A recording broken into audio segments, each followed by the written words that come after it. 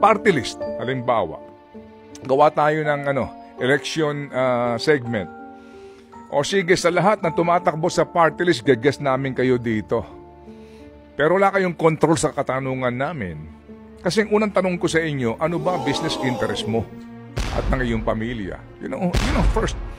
Para namang yan, Ted? Para namang walang presumption of regularity. Para namang pinagdududahan mo ang lahat. Palagay ko. Dapat sa panahong ito, tanggalin na po natin yung presumption of regularity. Kasi irregular na po ito eh. Hindi ba? Ang unang katanungan mo dito, ano ba interest ng pamilya mo? Di ba? Ano ba interest ng pamilya mo? Yung business interest, yun ang unang-unang katanungan. Diba? Pati ho sa mga gustong maging senador. Yun ang unang-unang katanungan din. Anong plataforma Hello? Puro pagbabalat kayo po yan. Puro pangako po yan. Ang unang tanong natin, ano ba ang business interest mo? Ano ba ang sitwasyon mong pinansyal ngayon?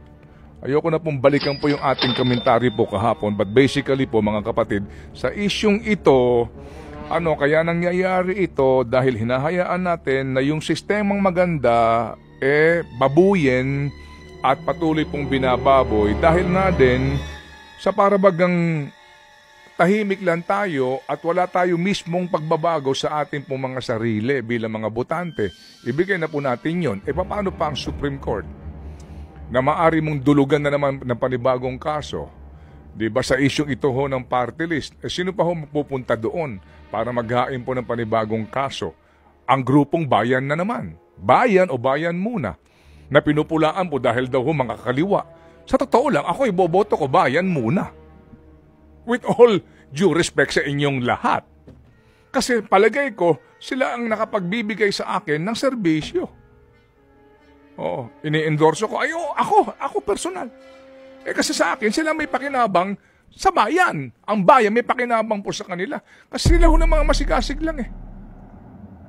Sino iboboto mo na party list group? Diba? Ba't mo iboboto sila? Diba? Kasi nadala ka sa patalastas. Sadala ka sa mga anyo ng mga plastic.